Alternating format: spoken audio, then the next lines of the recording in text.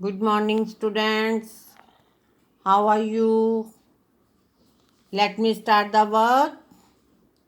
Okay.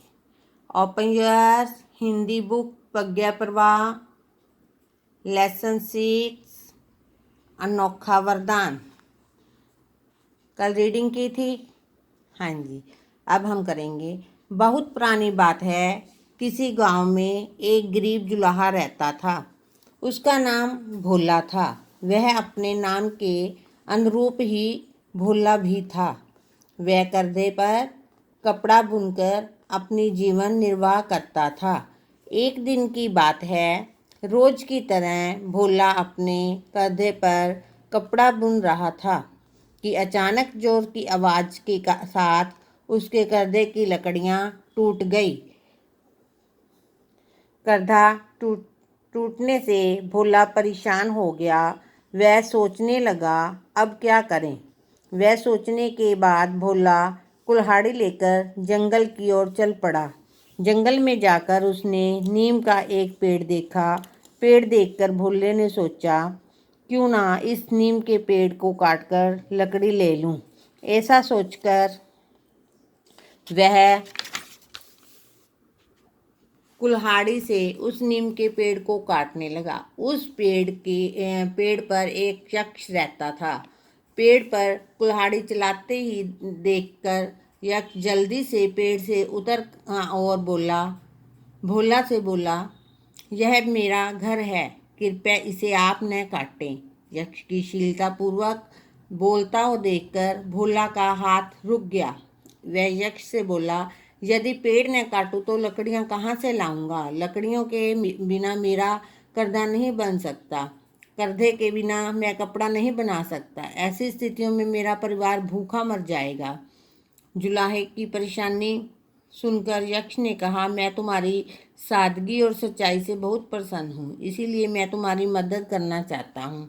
तुम कोई एक मनचाहा वरदान मांग लो.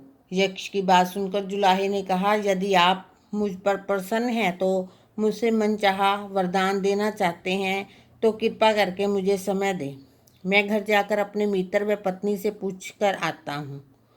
तब तक आप मेरी यही प्रतीक्षा करें. प्रतीक्षा मीन्स इंतज़ार. इतना कहकर जुलाहा अपने घर की ओर चल पड़ा.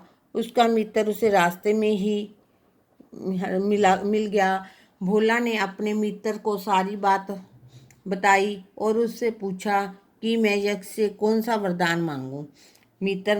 उसका मित्र बोला, यदि सचमुच यक्ष तुम्हें वरदान देना चाहते हैं तो तुम उससे राज्य मांग लो, जिससे तुम राजा बन जाना और मैं तुम्हारा मंत्री. जुलाहा बोला, प्रिय मित्र, तुम ठीक कह रहे हो, लेकिन एक बार मैं अपनी पत्नी से पूछ ले लूं.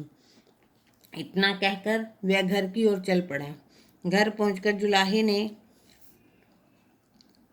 जंगल वाली घटना अपनी पत्नी को क्या सुनाई, साथ ही मित्र की सलाह भी बताई. फिर भोला ने अपनी पत्नी से कहा, अब तुम ही बताओ, मैं यक्ष से क्या वरदान मांगूं.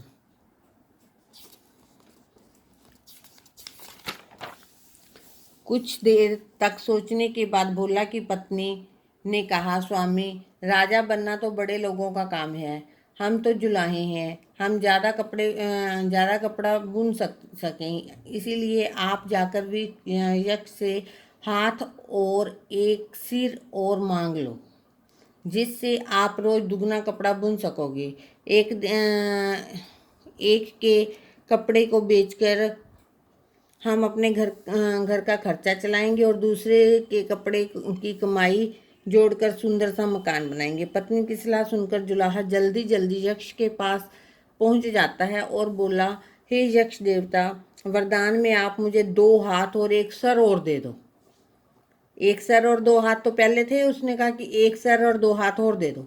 जुलाहे को अनोखा वरदान सुनकर यक्ष धीरे से मुस्कुराया तथा